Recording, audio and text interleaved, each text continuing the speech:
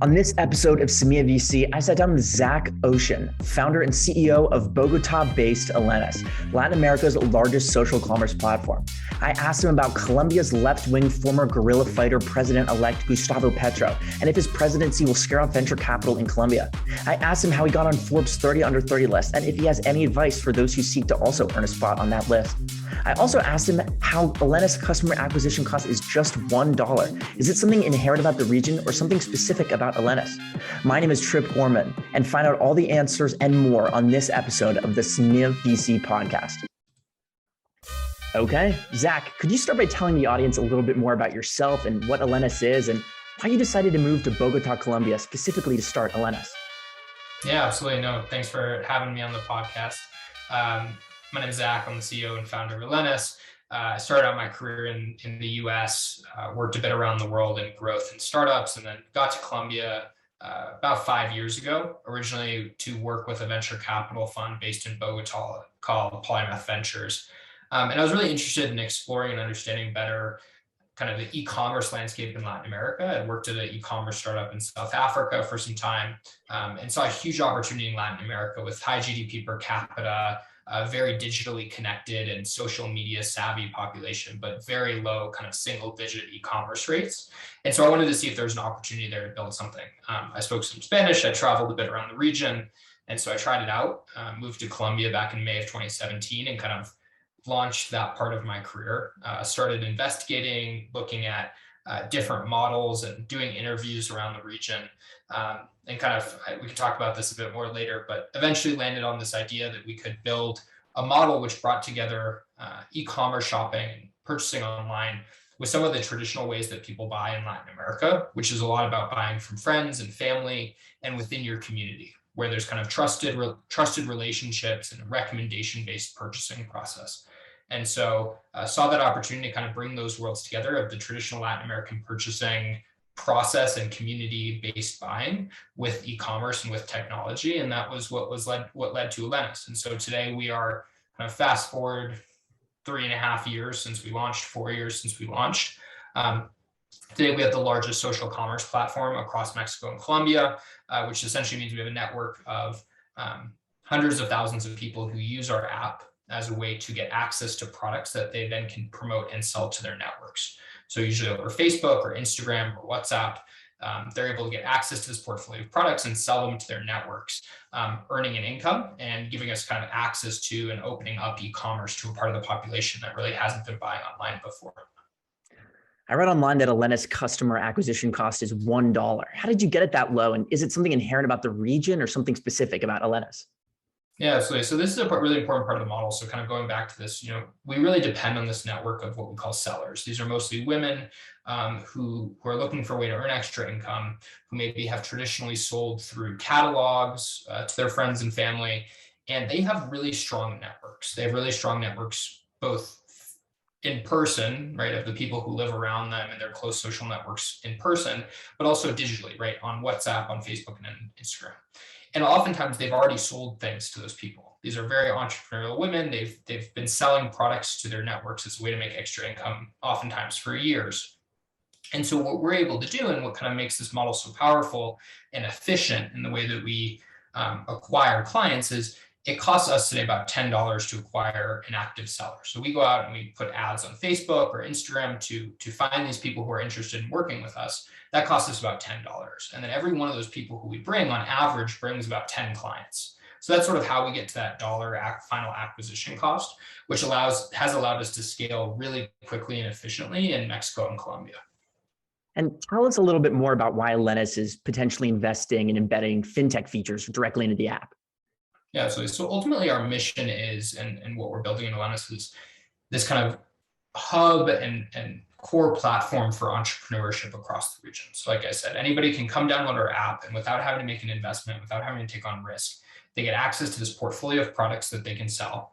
They get access to the logistics and the payment solutions so that they can get those products shipped to their clients and have their clients pay them for those purchases. We give them all the training and the incentives to help them grow their business. So we have all those features already. And so there's a really natural kind of addition to that, which we've been exploring lately, which is it's really interesting. Actually, 50% of the people who sell with us, mostly women who sell with us, when they get to Elenas, they've never had a bank account before in their life. And that's obviously something very regional about Latin America. It's very different than the US. But what that means is that they start earning with Elenas, they start selling products, and they have nowhere to send the money that they've earned to. And so today we help them by getting them connected with a bank account at a traditional bank, or we set them up with another fintech platform. But we see an opportunity to actually, since they already have the trust in Elenas and already working with us and earning income through Elenas, how can we connect and build actually an internal platform where they can earn that money into a mobile wallet inside of Elenas and then actually spend from there. So it's about kind of giving these financial services as an additional component of this entrepreneurship platform. Could you tell us a little bit more about how you went about finding venture capital for Elenas, and what did you look for in an investor? And so like I said, we launched the company about 4 years ago. We launched the platform to the public 3.5 years ago. And to date, we've raised capital across 4 different rounds of funding. We raised a $2.5 million seed round in seed funding, $6 million in our Series A. And then there's a new round that we're soon to announce, but haven't announced yet, that will soon be public. But so we've gone through a few different rounds of fundraising. What we've really looked for is a mix between strong local partners and funds who really know Latin America and who have built businesses in the region before. And so some examples of that is we were originally incubated by this fund who I worked for in Colombia called Polymath Ventures, which is very strong in Colombia. We have Amador Holdings from Panama on the cap table, Alpha 4 Ventures from Mexico, and now a few other funds from Mexico, Bridge Partners, who's also joined. So we have a great group of kind of angel investors and funds across Latin America who helped us get started and who really know the local environment. But even from the beginning, we combined that with a number of funds from the United States, from Asia, from Singapore, from Europe, investors who had kind of this global perspective. And the reason this combination is so important is our model, so the social commerce model, is a model that is very new, right? So the most kind of advanced social commerce models, the most successful ones, are actually in Asia. They're in China and India. And so for us, there weren't any local funds in Latin America or even in the US who really understood this model. And so we wanted to make sure that we had people who had seen this model scale in Asia who could help us sort of apply that to the local dynamic in Latin America. So I don't know if that answers, but that's sort of kind of how we built this initial base of funds. Today, we have some other great funds on the cap table, including FJ Labs, Leo Capital, Mishu, a really kind of stellar group of funds, like I said, from around the world who have backed us. Elenas was part of the original TechCrunch battlefield, Latin America, in 2018. How would you characterize the change since then in Latin America's venture capital, technology, and startup landscape over that past 5 years? Yeah, absolutely. So that was, I mean, you're absolutely right. This was a crazy, a crazy shift that's happened over the past since 2018. When we went to that startup battlefield competition, and that's actually, I know Nick was on your podcast recently, and that's actually where we met back in 2018. There were very few. There were definitely startups in the region, right? There were plenty of ones that had been started before that, but a lot of the boom that happened in venture capital and the growth of startups in the region happened kind of 2019, 2020, 2021, more recently. And so I think what we've seen is we've seen a huge uptick in online and digital penetration in the region, especially with COVID, right? More people online, more people using smartphones. We've seen an interest grow in the use of social media. We've seen more capital come into the region externally. And what we've seen is that a great group of new entrepreneurs who have come from some of these bigger traditional Latin American tech startups like Rappi, as it's gotten very big, Mercado Libre, obviously, which is a huge Latin American startup, even companies like Kavak, like Clip, like Creditas, right? So some of the really big like unicorns at Nubank in Latin America, that now they've had enough years where people are leaving from those companies, who were VPs or managers, and they're launching their own companies and getting backed sometimes by the founders of them. And so it's this really like kind of virtuous circle in which there's been more capital, more founders, more mature businesses, a more digital kind of landscape across the region that's really helping to accelerate entrepreneurship and a lot of the great companies that are being built here. Taking a step back and talking about the region, what did living through the pandemic in Colombia teach you about both Colombia and Latin America? Yeah, absolutely. So I split my time a little bit in the pandemic. Initially, when it first started, I was in Colombia, then I went back to the US. I was in the US for a bit, then came back to Colombia, and now have been in Mexico and Colombia for the past year. So I've been a bit all over the place. That's kind of my story in general. I think what I saw was something that is very characteristic of Latin America, which is a huge amount of resilience, right? This is a region, and especially if you look at Colombia, which I know much better, it's a country that's gone through decades of different challenges, right? Ups and downs. If you go back way back to, into the 1900s, you're talking about like, political turmoil, violence, economic issues. And I think what that means is that it's a very resilient population. It's a population that's gone through a lot of hard times. And so I think what we saw during the pandemic was, yes, it was terribly difficult for a lot of people. I think it caused a lot of hardship and pain across both Mexico and Colombia with the lockdowns, both economically and to the health systems. But I think what I saw was people push through it, right? People found ways to make ends meet. They found ways to push through. And I think in our case, I got to work with and see our business grow from before the pandemic started. We had a few thousand people working with it, a few thousand women who were selling with us on our platform. And today we have, again, hundreds of thousands. And so I really got to see kind of how Elenas played this role as being a place for people who were stuck at home, who maybe lost their jobs, who could sign up with us and find a way to make extra income. And kind of supporting that community was something that obviously was really inspirational for us and kind of reiterated the impact that we're making with the business model we've developed. You mentioned that you've been spending more time in Mexico. Could you tell us a little bit more about why you picked Mexico to expand after Colombia? Yeah, absolutely. So Mexico, we launched a year ago. And so what we saw was that we had launched in Colombia, we'd scaled really significantly. We really found strong product market fit in Colombia, and Mexico was a really kind of obvious next jumping off point. Mexico is relatively close. It has a relatively similar culture. There's a lot of the macroeconomics that look pretty similar. And it's also a market that's 3 times bigger than Colombia. So there's this huge opportunity in Mexico. So we decided to launch a year ago. It's gone incredibly well. Mexico has grown actually much faster than Colombia ever grew, and it's catching up quite quickly to the size of Colombia, which is very exciting. In terms of challenges we've had here, the market really has been quite similar. I think, like always, when you expand to a new country, you have to learn about the local culture. You have to understand kind of how to adapt your growth cycles and your acquisition and your product. But we've had a really great luck here, kind of building out the team and being able to get going and scaling in Mexico over the past year. Okay. Now talking more about yourself, you're on Forbes 30 under 30 list for 2022. I know a lot of people want to know this answer. How did you put yourself out there in a way that ensured that you were looked at to get this award? And any other tips you have for the future Zach Oschins that want to be on that list as well? It's funny. It's a great question.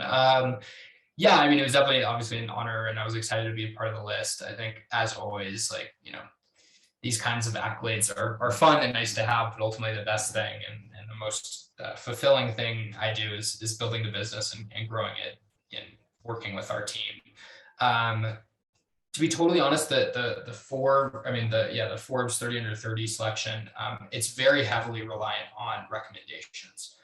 So basically, if you know people that have been chosen for Forbes 30 under 30, they can refer you every year, and they take that very heavily into account. So I had some friends who I knew quite well who had been on the list the year before and the year before that, and so they ended up referring me, and so I was chosen. I didn't even know I was chosen until the day the list came out. They didn't even tell me. It just showed up on the internet. I was like, oh, cool. So that's kind of but I think talking more about what it takes to get there, I think ultimately what they look for is, and I think what I've been able to do is not necessarily much specific positioning, but just building a great business, right? And I think for a long time, a lot of people questioned and still do sometimes, but Zach, why are you in Latin America? Why are you building this business focused on women entrepreneurs? Why aren't you focused at Georgetown on your studies? There's all kinds of things I've heard, and I think ultimately it's about really focusing, even from an early stage, having this vision, working really hard on it for many years. And I think these kinds of accolades eventually come as the business grows and becomes successful. What has been the hardest thing and then also most surprising thing since founding Elenas in Colombia? I would say the hardest thing, about growing any business, but I think specifically about growing a business in Latin America is kind of the balance between the opportunity that comes from being an emerging market with some of the challenges, right? And so there's this massive opportunity because you have markets that really haven't been disrupted yet. You're not, less competition. You have great resources in terms of human talent, right? Really amazing people to work with. You can recruit onto the team who come from Colombia or Mexico who are working with you. So I think there's a lot of really great benefits to that. But I think there's also the challenges, right?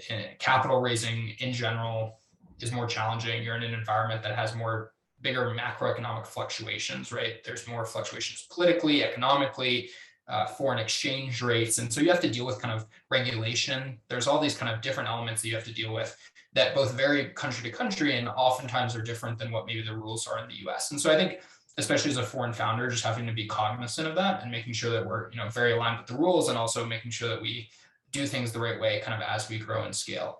And in terms of what's been kind of the most gratifying, or what's been the best part of doing this, is just honestly the people I get to work with. And that's both our user base and our team.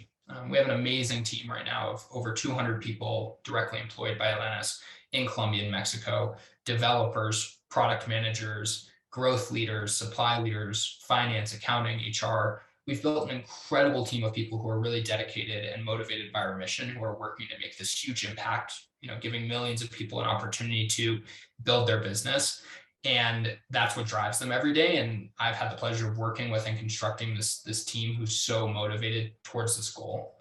And then on the other hand, I get to work with and talk every day with an amazing group of users.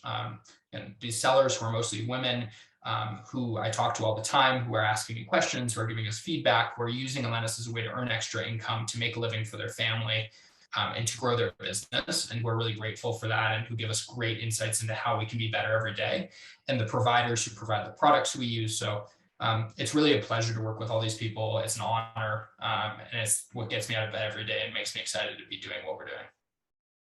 In that answer, you mentioned some of the political changes. Obviously, Gustavo Petro from the left-wing Humana Party was just elected president of Colombia. How do you think his presidency will affect Colombia's venture capital and tech ecosystem?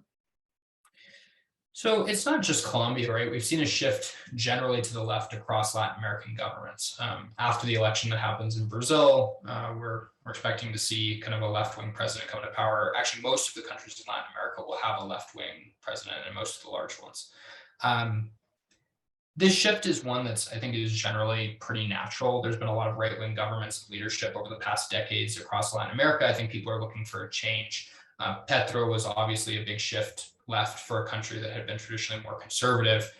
The reality is, we're not worried. And I think if you talk to most entrepreneurs in the region, they're not worried. And the reason we're not worried is, first of all, there's checks and balances in place. There's a strong Congress, there's a strong court, there's protections in place also, and I think pressure from business, big business in Colombia, which will prevent things from, I think, going haywire. And at the same time, the work that we're doing doesn't change, right? The population doesn't change, the opportunity doesn't change. We're going to keep working every day towards that mission. And yes, is it possible that there's more fluctuations in the exchange rate? Maybe. Is it possible that there's maybe different regulation towards businesses or towards taxes? Yes, that's also possible. But ultimately, those are things we can figure out. And ultimately, we're going to be working across Colombia and Mexico and the future countries we expand to keep pushing towards our goal. Finally, I must ask Peter Thiel's famous question, but with a uniquely Semilla.VC twist. What important truth about Colombia or Latin America do very few people agree with you on?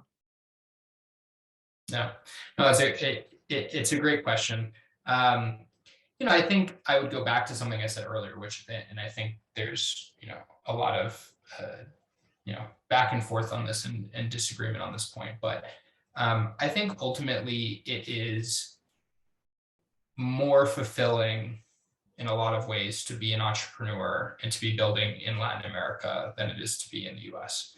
And why is that? I think if you look at the US, and this isn't to bash people, there's plenty of people working on very interesting problems and building very cool business in the US. I have plenty of friends who are working at great startups in the US and Europe.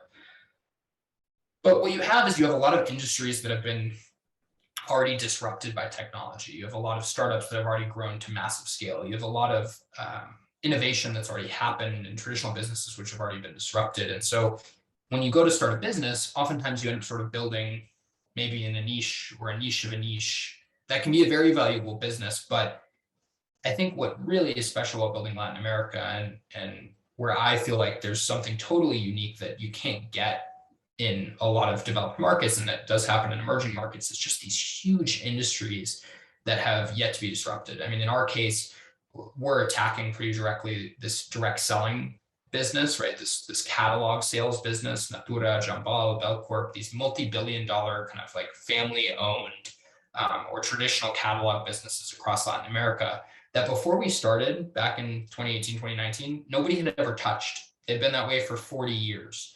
And so we get this opportunity to take this massive $30 billion industry and attack it and build a better solution. And in doing so, impact millions of lives. And that's something really special. And I think something that people don't always recognize or agree with related to the challenges that also are related to building in Latin America. I think it is special. Well, Zach, thank you so much for coming on my podcast. I really appreciate it. Yeah, absolutely. Thank you. And that concludes episode 2 of the Semilla.VC podcast with Zach Oschin. Don't forget to like and subscribe wherever you listen to podcasts. Feel free to learn more at Semilla.VC and check out our YouTube, Spotify, and Apple Music podcast pages. That's it from me, Trip Gorman, host of the Semilla.VC podcast.